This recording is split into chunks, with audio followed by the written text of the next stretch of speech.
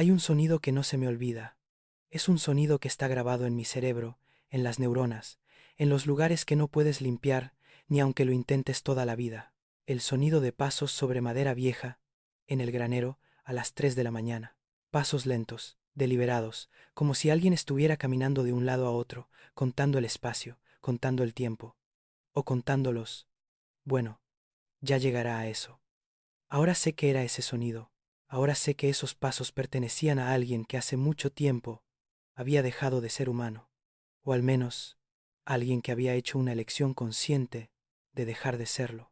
Mi nombre es Javier Mejía. Tengo 63 años. He pasado 55 años intentando olvidar lo que sé. 55 años viviendo con el peso de un secreto que destruiría a cualquier persona que lo cargara como yo lo he hecho. Y hoy, finalmente, no puedo más. Hoy necesito contarlo, porque el silencio es lo que permite que esto continúe. Si tienes hermanos, si tienes alguien que amas en el campo, si has pasado vacaciones en una hacienda rural donde había un granero prohibido, después de escuchar esto, vas a mirar ese lugar de una forma totalmente distinta. Quédate conmigo, porque esto va a cambiar la forma en que ves el mundo. Hace 55 años, yo era un niño de 7 años, viviendo en una hacienda en las afueras de Puebla. No una hacienda grande, ni importante en los registros históricos, solo una propiedad rural, de esas que abundaban en esa época, en ese lugar, donde la gente casi olvida que existen. Estaba ubicada entre campos interminables de maíz, en un camino de tierra que se hacía intransitable cuando llovía. El polvo que levantaban los carros nunca terminaba de caer. Era como si la tierra misma no quisiera que nada se viera con claridad. Mi abuelo, Aurelio Mejía Hernández, era el dueño. Un hombre delgado, de 72 años en esa época, con un bigote blanco impecable que parecía algo de lo que estaba orgulloso. La gente del pueblo lo llamaba Don Aurelio, con un tono que no era de respeto, sino de miedo. Había una diferencia. Mi padre, cuando hablaba de él, siempre decía, es un hombre de respeto, pero yo, incluso de pequeño, entendía que ese respeto venía del miedo a algo que no podía nombrar.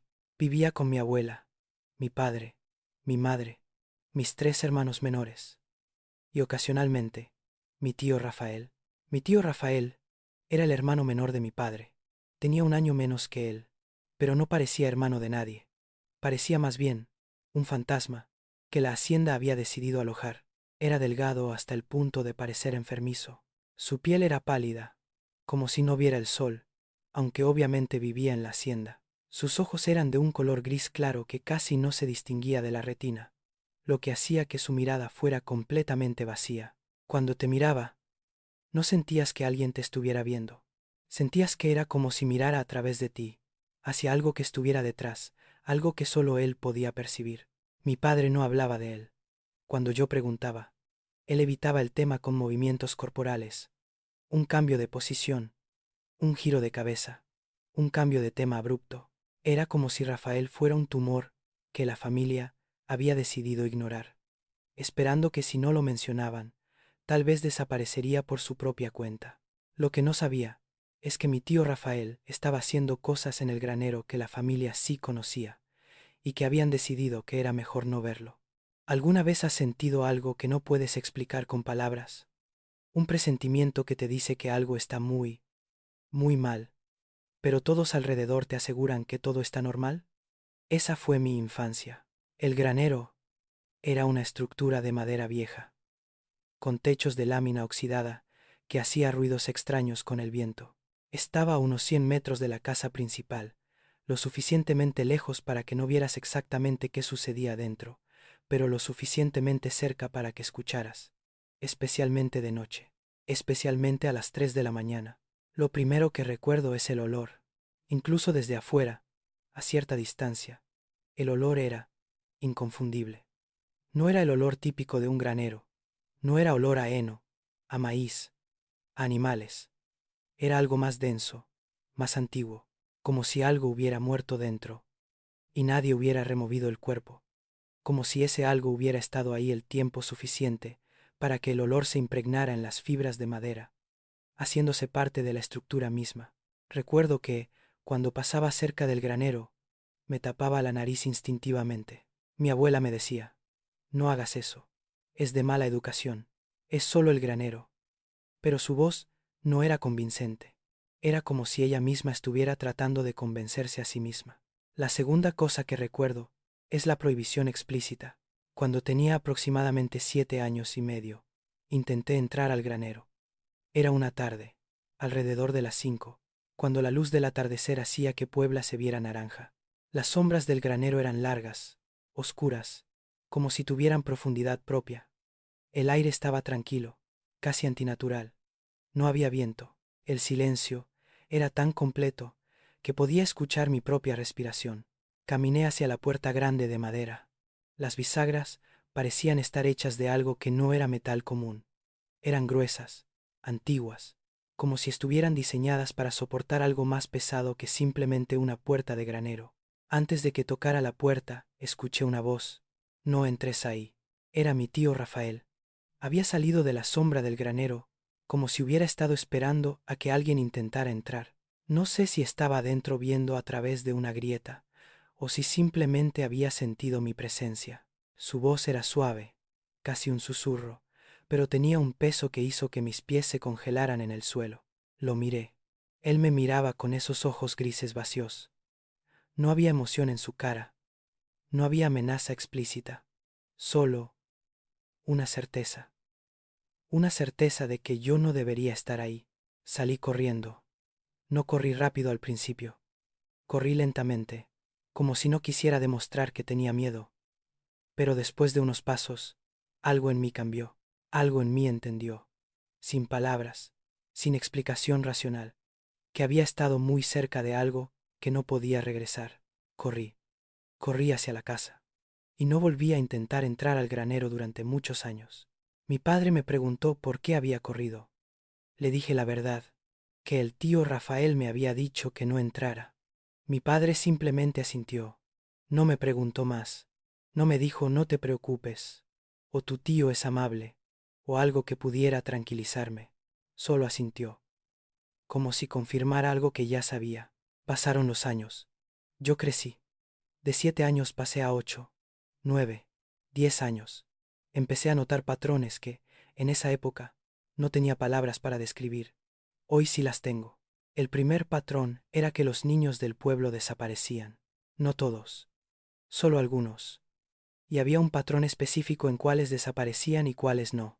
Los que desaparecían eran siempre niños sin familia importante, huérfanos que vivían pidiendo monedas en las calles del pueblo, vendedores ambulantes que pasaban por la zona vendiendo periódicos viejos, compradores de botellas usadas. Esos niños que vivían en los márgenes de la sociedad, niños de los que nadie preguntaba realmente quiénes eran o de dónde venían. De vez en cuando, una vecina mencionaba a uno, ese niño del que hablaba, el que vendía botellas, ya no lo veo por aquí. Alguien más contestaba, sin mucho interés, supongo que se fue al norte, a buscar trabajo. Y todos seguían adelante. Era como si la sociedad rural de ese tiempo en Puebla tuviera un acuerdo tácito. Ciertos niños no cuentan. Entre 1952 y 1963, entre los años que estaba creciendo yo, desaparecieron al menos 18 personas de esa zona rural. 18. La mayoría niños, algunos adolescentes. Las autoridades nunca hicieron una investigación formal. Era 1950. Era Puebla. Era el campo. Los niños pobres simplemente desaparecían. Era la realidad de esa época. Era como si fuera natural, pero yo empecé a notar que esas desapariciones no eran aleatorias. Noté que después de que desaparecía un niño del pueblo, mi tío Rafael se desaparecía por unos días. Se encerraba aún más en el granero. Pasaban horas, a veces días enteros, en los que no lo veía, y durante esos tiempos, el olor que venía del granero era diferente, era más intenso, como si algo nuevo hubiera sido añadido, como si algo hubiera comenzado un proceso de descomposición más activo. Noté que mi abuelo iba al pueblo el mismo día en que alguien desaparecía. Iba, hablaba con las autoridades locales, desaparecía en una oficina con el alcalde o con el comisario de policía. y cuando salía, los documentos eran archivados sin investigación. Mi abuelo tenía conexiones. Eso lo sabía todo el mundo. Era un hombre de respeto. Noté que mi padre y mi abuela cambiaban de tema siempre. Siempre que alguien mencionaba las desapariciones. Un pariente lejano venía a la hacienda y decía: ¿oyeron que otro niño desapareció en el pueblo? Mi abuela respondía de inmediato con algo completamente distinto. Sí. ¿Qué problema? Pero mira, hice unos chiles rellenos para la cena. Como si pudiera cortarle los hilos al tema, con una cuchara de madera y una olla. Pero lo que más me marcó, lo que grabó en mi mente, de una forma que ni 55 años han podido borrar, era ese sonido, el sonido de pasos sobre madera vieja, en el granero, a las 3 de la mañana. No era un sonido que sucediera todos los días, pero sucedía, especialmente después de que alguien desaparecía. Era como si existiera un cronograma. Primero desaparecía el niño, luego pasaban 1 o 2 días. Luego, a las 3 de la mañana, comenzaban los pasos, pasos lentos, deliberados, como si alguien estuviera caminando de un lado a otro en el granero, de arriba hacia abajo, o en círculos. El sonido duraba horas. Podía estar ahí, en mi cama, durante 2 o 3 horas, escuchando ese sonido. Mi hermano mayor, que dormía en el mismo cuarto que yo, también lo escuchaba. A veces me preguntaba, en susurros: ¿escuchas eso? Yo asentía en la oscuridad. ¿Qué es?, preguntaba. Yo no tenía respuesta. Una vez le dije: es el tío Rafael. Está haciendo algo en el granero. Mi hermano no preguntó qué cosa, como si supiera que era una pregunta cuya respuesta era más peligrosa que la ignorancia. ¿Escuchaste eso? ¿Sentiste ese momento en el que alguien decide que la verdad es demasiado peligrosa? Eso fue lo que pasó en mi familia. Llegué a los 11 años. Era mayor ahora. Tenía amigos en la escuela. Tenía una vida. Pero aún vivía en la hacienda. Aún dormía en el mismo cuarto. Aún escuchaba los pasos a las 3 de la mañana. Mi curiosidad había crecido. Era la curiosidad que tienen los niños mayores, la que no es inocente ya, sino que está teñida de la sospecha de que el mundo es más oscuro de lo que los adultos dicen. Empecé a hacer preguntas más directas. Le pregunté a mi abuela: ¿qué hace el tío Rafael todo el día en el granero? Mi abuela respondió: cosas de la propiedad. Es un hombre dedicado. La palabra dedicado sonó como si la hubiera sacado de un diccionario, como si no fuera realmente parte de su vocabulario. Le pregunté a mi padre: ¿por qué el tío Rafael no viene a comer con nosotros? Mi padre respondió: le gusta comer solo. Es su preferencia. Pero su mandíbula se tensó cuando lo dijo. Los músculos de su cara se contrajeron de una forma que decía más que sus palabras. Hacia los 12 años, comencé a observar más activamente. Observaba quién desaparecía. Observaba cuándo. Observaba si podía encontrar un patrón que fuera confirmable. Descubrí que la mayoría de desapariciones sucedían entre los meses de marzo y octubre. Durante el invierno y principios de primavera había una pausa. Mi mente de 12 años formuló una hipótesis. Tal vez era porque en invierno había menos tráfico de gente en los pueblos, menos niños ambulantes, menos oportunidades. Y cuando se iba el frío, volvía, como una migración, como un ciclo natural. Descubrí que después de cada desaparición, había un período de 3 a 5 días en el que el olor del granero era particularmente fuerte. Después de eso, el olor volvía a su estado normal, como si algo hubiera sido limpiado, como si algo hubiera sido procesado y completado. Descubrí que mi abuelo hacía compras especiales en el pueblo. No alimentos. Él compraba otra cosa. Compraba cal, mucha cal. También compraba sal. También compraba una sustancia llamada ácido muriático, que el vendedor decía que se usaba para limpiar o conservar cosas. Yo no sabía exactamente para qué, pero lo compraba en cantidades que parecían excesivas para una hacienda. Todo esto lo guardé en mi mente, como pequeños fragmentos de un rompecabezas que yo todavía no podía armar completamente. Pero en 1963, el rompecabezas comenzó a armarse de verdad. Yo tenía 13 años. Era una época incómoda, de estar entre la infancia y la adolescencia, de tener un cuerpo que está cambiando, pero una mente que no sabe qué hacer con ese cambio. Fue una noche de junio. No recuerdo la fecha exacta, pero recuerdo que hacía calor, el calor sofocante de Puebla en junio. Era el tipo de calor que no te deja dormir, que te mantiene despierto aunque estés exhausto, que te hace caminar por la casa en busca de aire frío. Alrededor de las 2:30 de la mañana, no pudiendo dormir, decidí salir de la hacienda y caminar un poco por las tierras. No era algo que hiciera normalmente, pero esa noche algo me impulsó, o tal vez era algo en mí que ya sabía lo que iba a encontrar, y estaba dispuesto a enfrentarlo. Caminé sin dirección. Las sombras de la noche eran profundas en ese tiempo, antes de que existiera electricidad en todas partes. La luna estaba llena, casi dolorosa en su brillo. Las sombras que creaba eran tan definidas, tan tangibles, que parecían objetos reales. Parecía como si el mundo nocturno fuera más verdadero que el diurno. Caminé sin querer dirigirme a un lugar específico, pero mis pies me llevaron, inevitablemente, al granero. La puerta no estaba totalmente cerrada. Había una grieta. Una línea de luz débil salía de adentro, como si alguien hubiera dejado una lámpara de queroseno encendida. La puerta no estaba cerrada con candado. Eso fue lo que me sorprendió. Mi tío Rafael siempre la mantenía cerrada. Siempre. Como si tuviera miedo de que alguien entrara. Pero esa noche, la puerta estaba abierta. Podía escuchar voces desde adentro. Una era claramente la de mi tío Rafael. Hablaba solo, o eso parecía. Hablaba en susurros, pero con la claridad de obsesión. Hablaba como alguien que ha repetido las mismas palabras, los mismos conceptos, tantas veces que ya no son palabras, sino respiración, ritual. Podía escuchar fragmentos. La precisión, siempre la precisión, sin margen de error, sin variación. El tiempo debe ser exacto. El tiempo determina la calidad. Palabras que no tenían contexto para mí en ese momento, pero que ahora, 55 años después, sé exactamente qué significaban. Puse mi ojo en la grieta de la puerta. Lo que vi en esa fracción de segundo cambió mi vida para siempre, y no en el sentido de hacerme crecer, de enseñarme algo valioso, en el sentido de romper algo en mí que nunca volvería a estar completo. El granero no era un granero normal. El interior había sido completamente transformado.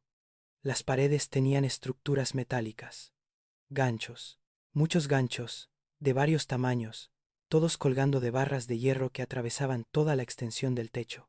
Algunos ganchos eran grandes, del tamaño de mi mano, otros eran más pequeños.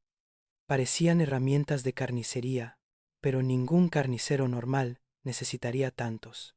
En el suelo había canales, drenajes, como si todo el suelo estuviera inclinado hacia un punto central, hacia donde el agua, o algo más espeso que el agua, pudiera fluir hacia un desagüe. Había mesas de metal, varias de ellas, y sobre las mesas había instrumentos. Algunos parecían herramientas de carnicería, cuchillos de distintos tamaños, hachas, sierra, pero también había otros instrumentos que no podía identificar. Instrumentos que parecían diseñados para un propósito muy específico. Instrumentos cuya forma no tenía explicación en la carnicería normal.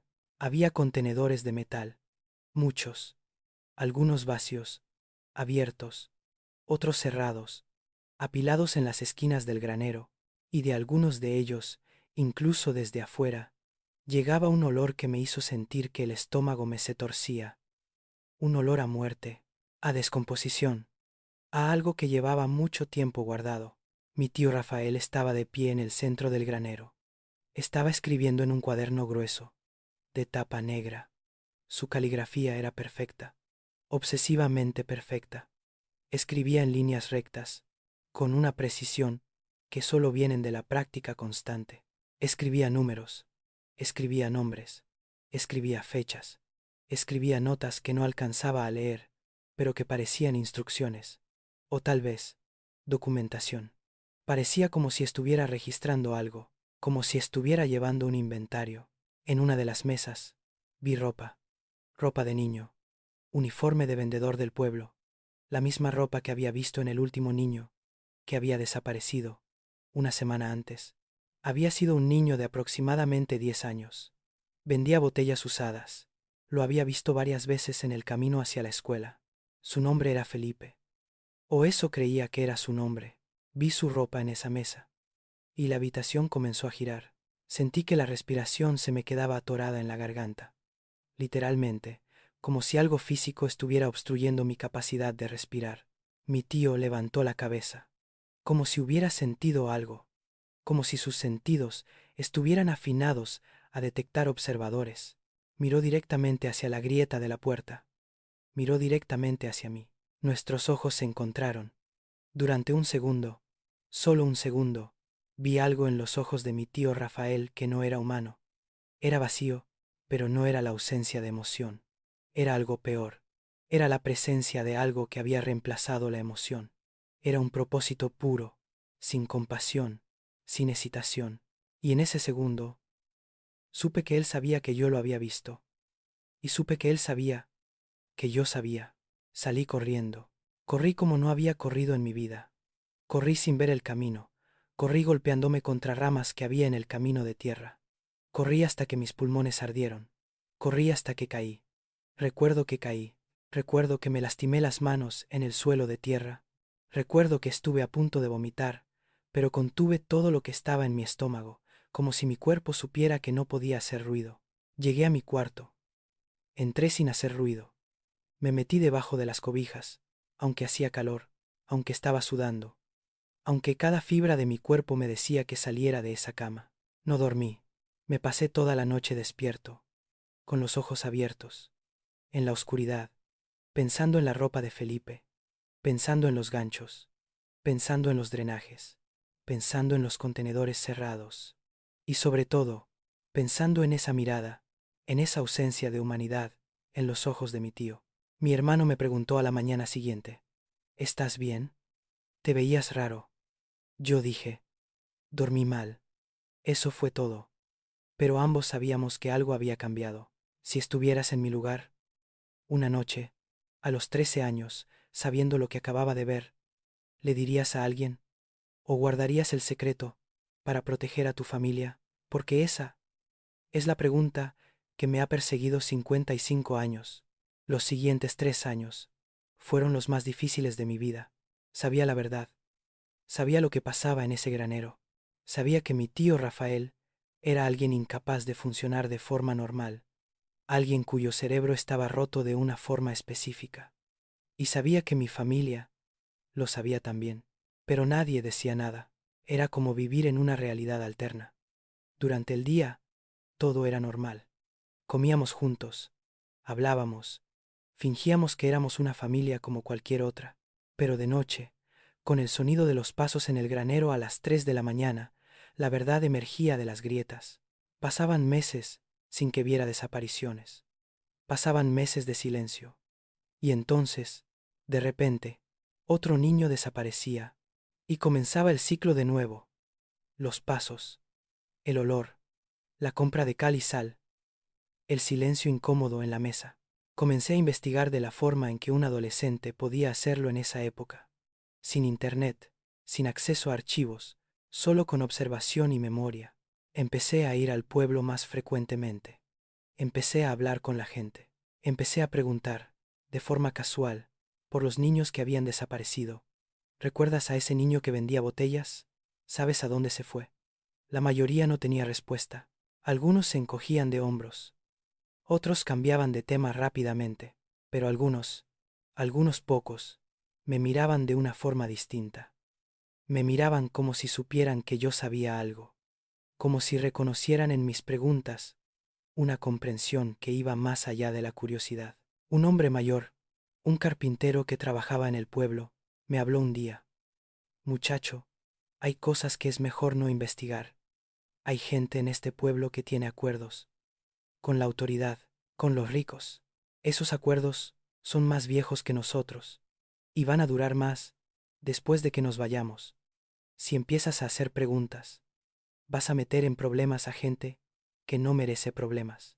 Entendí el mensaje. El mensaje era, calla. Así que callé. Pasé de los 13 a los 16 años en silencio. Un silencio que pesaba. un silencio que se hacía más denso cada vez que escuchaba los pasos en el granero a las 3 de la mañana. Pero en 1966, algo cambió. Fue en marzo. Un niño desapareció, como tantos otros. Pero esta vez era diferente. El niño tenía una madre que trabajaba en la Administración Municipal de Puebla, una madre que tenía conexiones, una madre que tenía poder. Su nombre era Tomás. Tenía 16 años. Era vendedor ambulante de periódicos y revistas. Lo había visto muchas veces en el camino hacia la escuela. Era un niño delgado, con los ojos grandes, con ese aire de alguien que había vivido más de lo que correspondía a su edad. Su madre presentó una denuncia formal, no una queja casual, una denuncia formal ante las autoridades federales. Dijo que su hijo había desaparecido, que sospechaba foul play, que quería una investigación. Para la familia, fue un terremoto. Por primera vez en los años que yo sabía la verdad, vi a mi abuelo mostrar miedo. Fue solo una fracción de segundo, pero lo vi. Vi cómo su cara cambió cuando se enteró de que había una investigación formal. Mi padre y mi tío Rafael tuvieron una conversación privada en el estudio de mi abuelo. No podía escuchar palabras, pero podía escuchar tonos. Mi padre estaba enojado.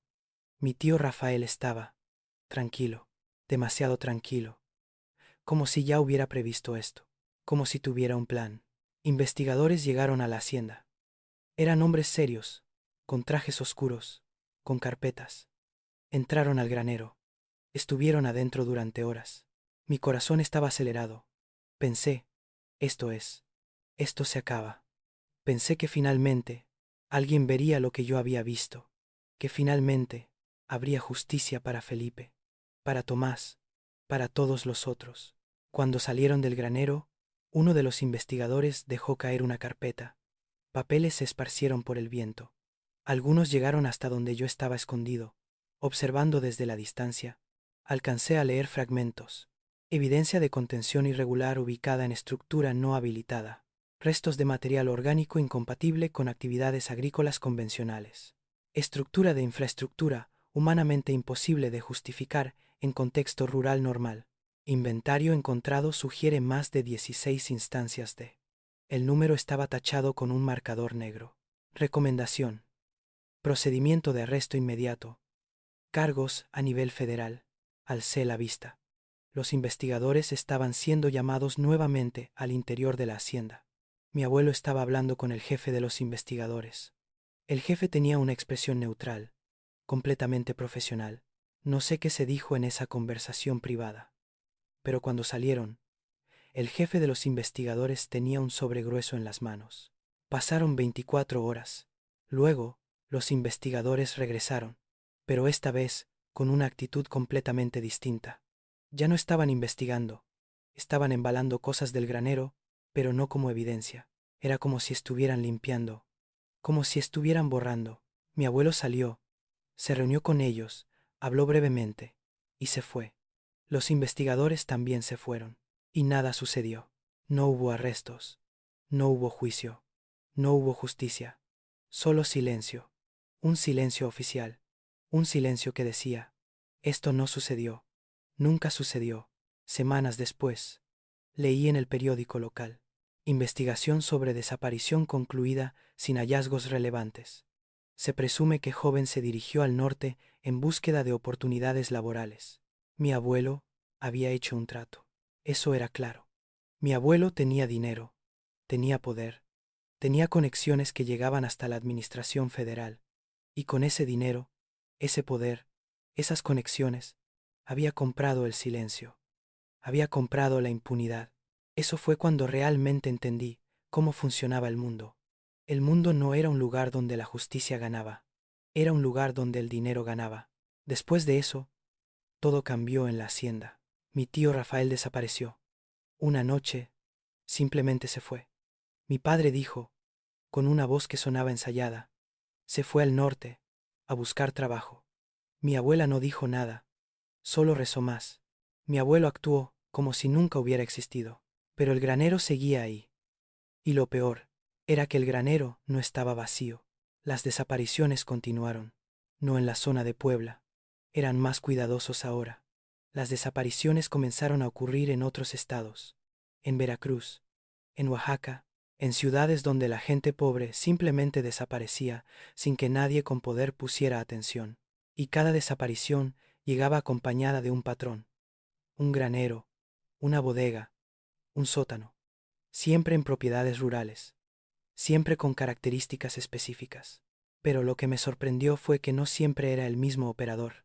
A través de recortes de periódicos, a través de historias que llegaban al pueblo, comencé a entender que había otros hombres, con características similares a las de mi tío Rafael, aislados, obsesivos, nunca identificados públicamente, pero detectados por las autoridades, y cada detección resultaba en el mismo patrón: un acuerdo, dinero, silencio. Era como si fuera una red que conectaba a mi abuelo con otras personas, una red que movía a mi tío de un lugar a otro, una red que lo ayudaba a optimizar su operación, una red que se beneficiaba de esto. Ese fue el momento en el que entendí que no era un crimen aislado, era un sistema, y si hay un sistema, hay gente en el poder que lo sostiene, hay autoridades que lo protegen, hay dinero que lo financia. Pasé de los 16 a los 18 años en una negación constante. Viví en la hacienda, fingí que era normal, fingí que no sabía nada, pero en realidad estaba recopilando información, estaba observando, estaba construyendo un archivo mental de todo lo que sabía. A los 18 años, me fui de la hacienda. Me fui a la Ciudad de México a estudiar. Me fui porque no podía seguir viviendo en esa mentira. Me fui porque si me quedaba un día más, sentía que explotar. No volví a la hacienda durante 30 años. Durante esos 30 años, intenté vivir una vida normal. Me casé, tuve hijos, trabajé en un banco, viví en la ciudad, rodeado de gente, de ruido, de distracciones. Intenté olvidar los pasos a las 3 de la mañana. Intenté olvidar la ropa de Felipe en la mesa de metal. Intenté olvidar todo, pero no puedes olvidar eso. Tu cerebro te permite creer que lo has olvidado, pero está ahí, en los lugares oscuros, esperando a que bajes la guardia para recordarte que existe. Mi abuelo murió en 1995. Yo estaba viviendo en la Ciudad de México en ese momento. No regresé para el funeral. Mi padre no insistió. Creo que entendía por qué no podía regresar, pero dejó un testamento. Heredé una caja de madera vieja, una caja que fue enviada a la Ciudad de México en una caja más grande de cartón. Cuando la abrí, hace 30 años, sentí que la hacienda había entrado a mi casa. Adentro encontré 3 cosas. La primera eran cartas. Cartas entre mi abuelo y otras personas. Gente de administraciones municipales. Gente de la policía. Gente de negocios. Las cartas hablaban en código, pero era un código fácil de quebrar una vez que entendías el contexto.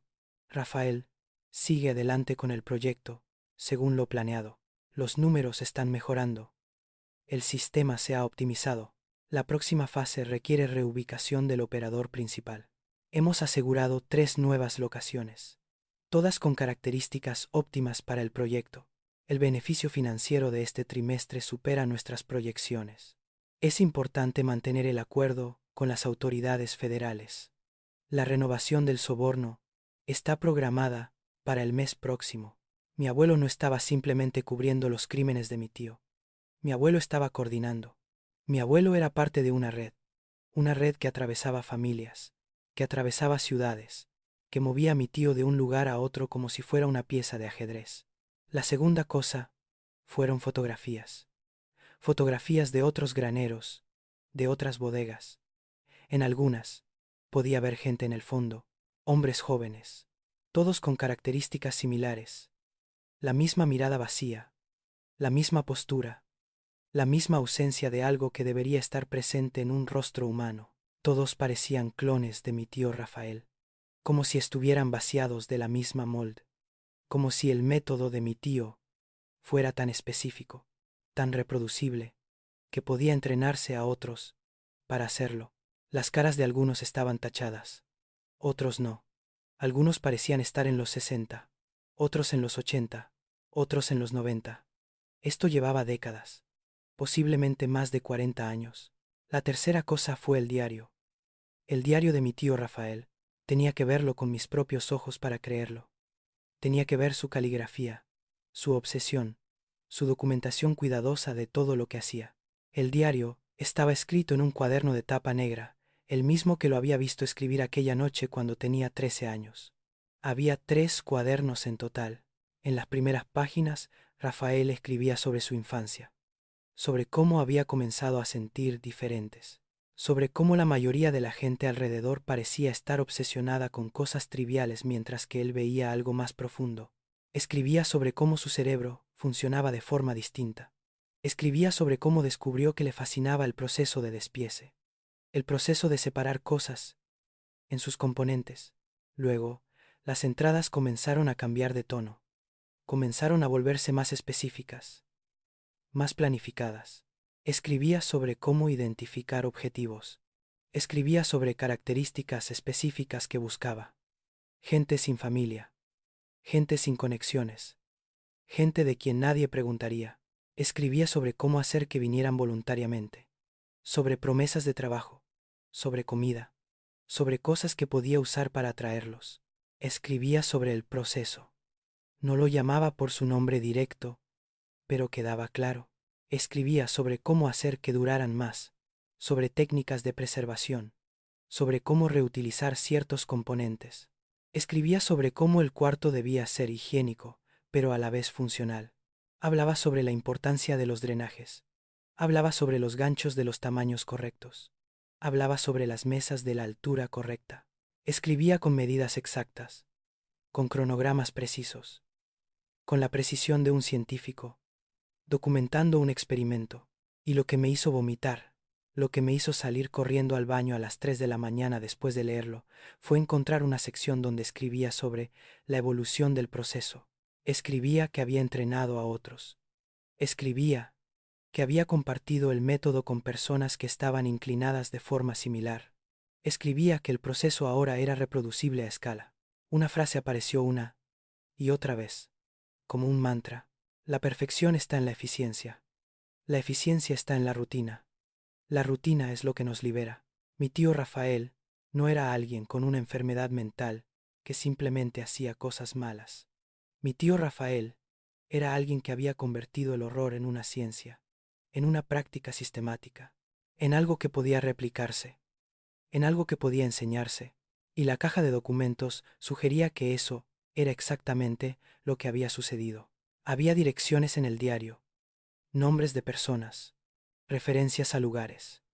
Algunos de los lugares estaban en estados que yo ni siquiera había visitado. Otros estaban en ciudades que había pasado sin saber lo que sucedía en las propiedades rurales alrededor. Pasé meses leyendo esos cuadernos. Pasé meses analizando las cartas. Pasé meses mirando esas fotografías, intentando identificar a las personas, intentando entender el alcance de lo que estaba documentado. Y luego, después de meses, cuando finalmente sentí que no podía procesar más información, hice algo que no había hecho en 30 años. Regresé a Puebla. Regresé a la hacienda. La hacienda había sido vendida años atrás, después de la muerte de mi abuelo. Era propiedad privada de gente que yo no conocía. Pero el granero seguía ahí, viejo, oxidado, pero aún de pie. Caminé alrededor de la hacienda, manteniéndome en las tierras públicas. Intenté no parecer sospechoso. Intenté parecer como un turista que estaba explorando la propiedad. Y entonces, a las 3 de la mañana, escuché el sonido, los pasos sobre madera vieja en el granero. Mi corazón se aceleró. Podría haber sido el viento. Podría haber sido animales. Podría haber sido que mi mente simplemente estaba generando sonidos que no existían, que estaba proyectando mis miedos en la realidad. Pero algo me decía que no. Algo me decía que ese sonido siempre estuvo ahí, que seguía estando, que seguiría estando. Presenté toda la información a las autoridades. Hace 30 años. Hace 30 años. Llevé la caja de documentos, los cuadernos, las cartas, las fotografías, a la Procuraduría de Puebla. Lo que pasó. Nada. La carpeta fue archivada. Los documentos fueron evaluados, y se concluyó que había prescripción de los hechos, que no había evidencia suficiente para actuar, que los crímenes eran demasiado antiguos, que incluso si fueran ciertos, La ley ya no podía hacer nada. El dinero de mi abuelo, aparentemente, seguía fluyendo. Los acuerdos viejos, aparentemente, seguían en pie. Pero aquí es donde la historia da un segundo giro. ¿Recuerdas que te dije que descubrí que no era solo mi tío Rafael, que había otros? Hace 5 años, encontré a alguien. Encontré a mi primo hermano, el hijo del tío Rafael, el que debería haber desaparecido, el que debería haber sido olvidado, como tantos otros, pero no desapareció. Lo encontré por accidente. Estaba buscando registros municipales antiguos en línea, intentando completar un árbol genealógico, y vi un nombre distinto al de mi tío Rafael, pero con un patrón muy específico.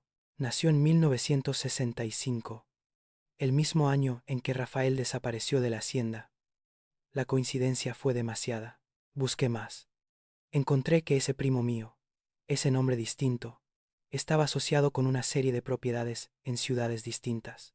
Graneros, bodegas, lugares con características muy específicas, aislados, con drenaje, con acceso limitado.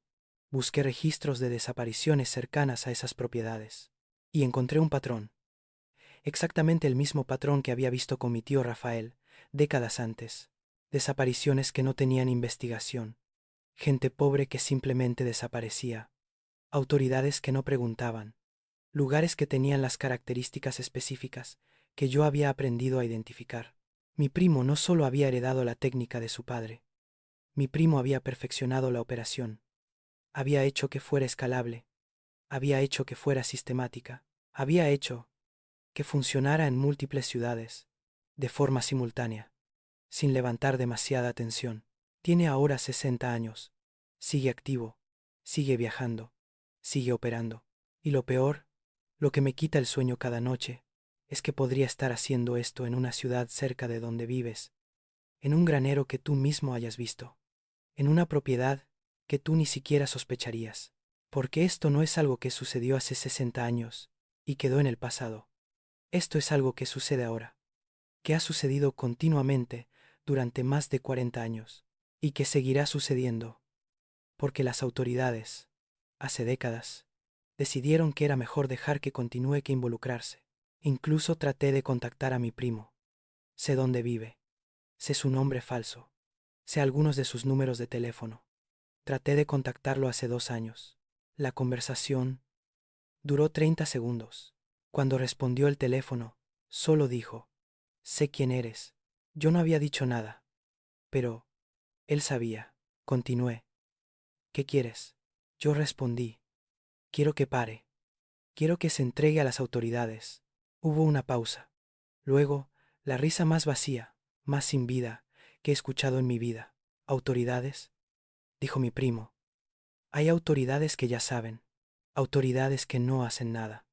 Autoridades que tal vez incluso se benefician del acuerdo que tu abuelo comenzó.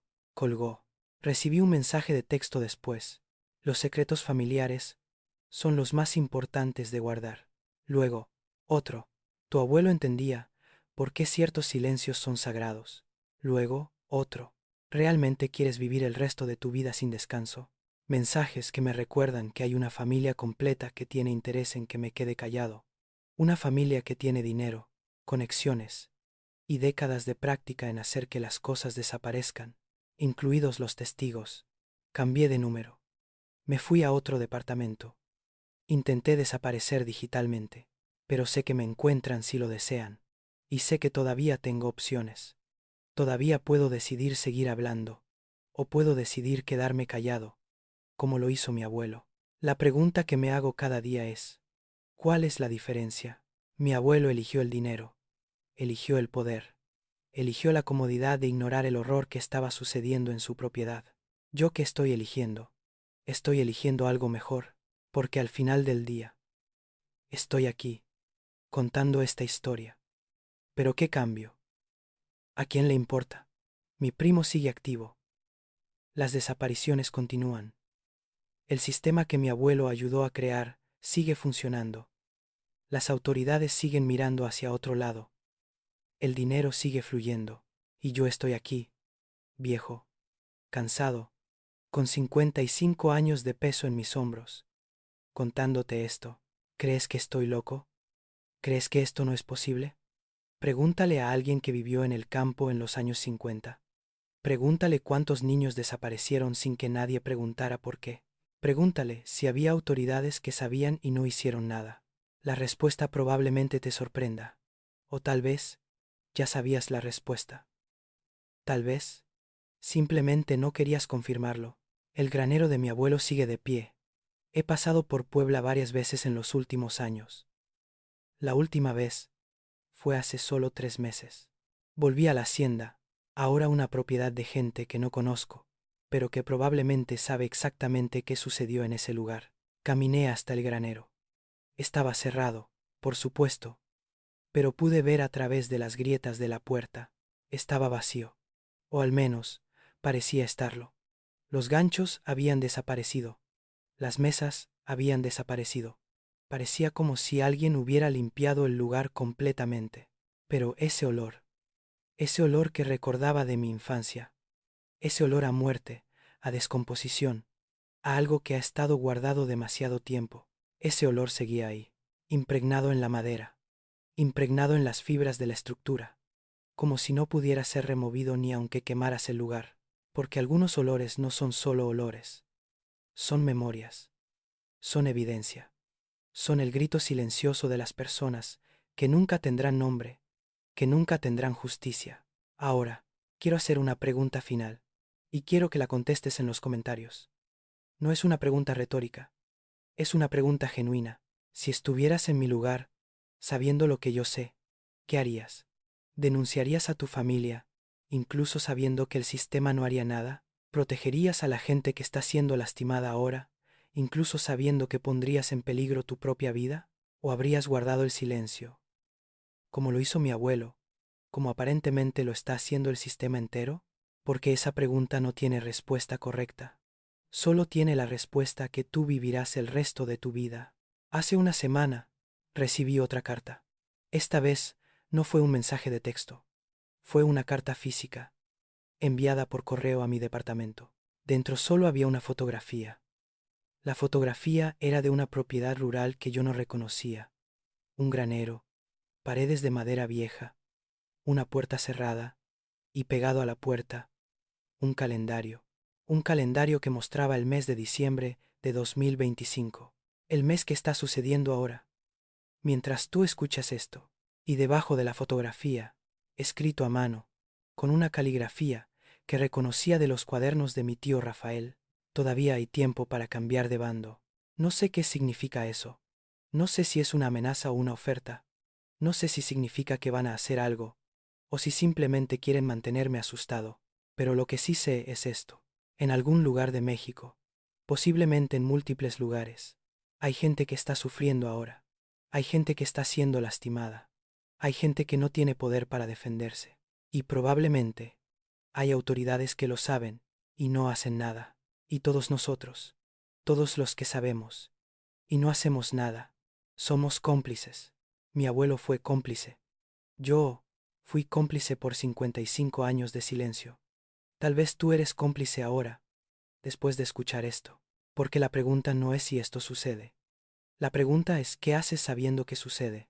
Si llegaste hasta aquí, si escuchaste todo esto, te pido que entiendas algo. Esto no es ficción. O al menos, podría no serlo. Que en algún lugar, en algún granero, en alguna bodega, alguien está haciendo exactamente lo que te acabo de describir.